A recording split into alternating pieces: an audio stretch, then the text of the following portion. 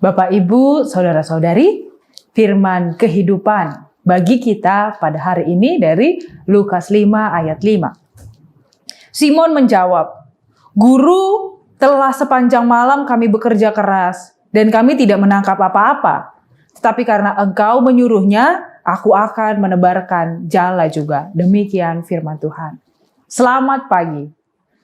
Saudara-saudari yang terkasih dalam Kristus, pada hari ini kita akan merenungkan bagaimana kisah yang akrab di telinga kita.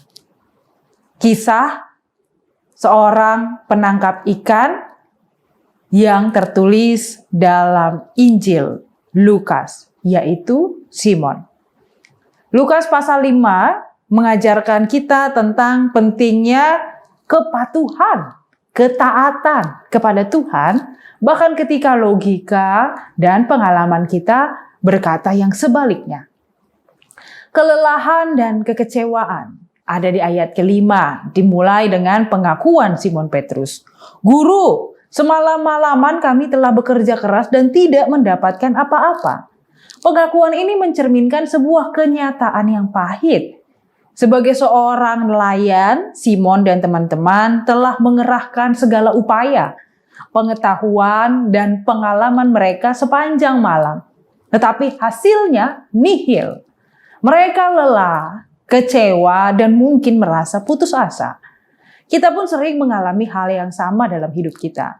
Kita telah bekerja keras dalam pekerjaan, dalam hubungan, dalam pelayanan kita, tetapi sepertinya tidak ada hasil yang memuaskan. Kita merasa lelah dan bertanya-tanya, apakah semua usaha kita sia-sia? Kemudian kita diajak kembali untuk melihat bahwa ketika di dalam Allah, kita tidak menggunakan Allah, tetapi tidak menggunakan akal, tetapi kita taat pada perintah Allah. Sebelumnya Yesus telah menyuruh Simon untuk bertolak ke tempat yang dalam dan tebarkan jalamu untuk menangkap ikan. Perintah ini mungkin terdengar aneh bagi Simon di dalam akal dan pengalamannya. Waktu itu sudah pagi hari dan sebagai nelayan, ia tahu bahwa ikan biasanya tidak berada di tempat yang dalam pada hari tersebut. Secara logika, perintah Yesus tidak masuk akal. Ini adalah ujian bagi Simon. Apakah ia akan mengandalkan pengalamannya sebagai nelayan, ataukah ia akan percaya kepada perkataan seorang tukang kayu dari Nazaret? Tetapi kita boleh diingatkan bahwa ketaatan di dalam Allah melampaui logika. Meskipun Simon memiliki keraguan, ia membuat sebuah keputusan yang luar biasa. Ia berkata, "Tetapi karena Engkau yang menyuruh, aku akan menebarkan jala itu." Kalimat ini adalah inti dari khotbah kita hari ini. Simon tidak menyangkal pengalamannya, tetapi ia tetap memilih menempatkan otoritas Yesus di atas segalanya. Ia memilih untuk taat bukan karena ia mengerti, tapi karena ia percaya kepada Allah yang memerintah kepadanya. Ketaatan Simon adalah ketaatan yang juga dapat menjadi teladan bagi kita. Ketaatan yang tidak dasarkan pada perasaan logika, tetapi iman yang teguh kepada Tuhan. Maka apakah yang didapat? Apa yang terjadi setelah Simon taat? Setelah mereka melakukannya, mereka menangkap sejumlah besar ikan, sehingga jala mereka mulai koyak. Kelimpahan yang mereka dapatkan sangatlah luar biasa, jauh melampaui apa yang mereka bayangkan.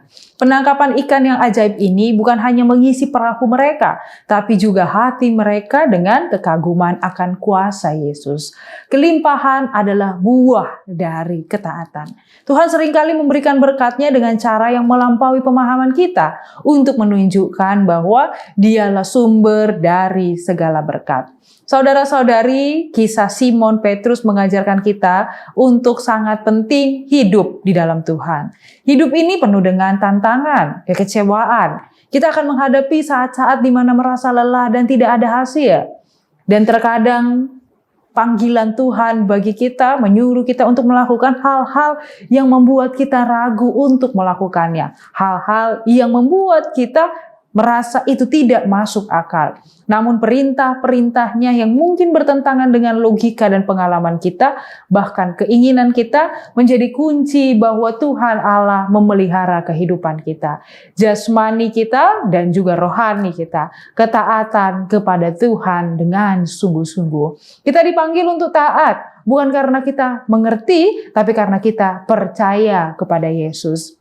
Marilah kita belajar dari Simon Petrus ketika kita menghadapi situasi yang sulit, kita merasa lelah, dan ketika Tuhan menyuruh kita melakukan sesuatu yang tidak masuk akal, marilah kita berkata dengan iman, kiranya ketika Engkau menyuruh aku akan taat melakukannya.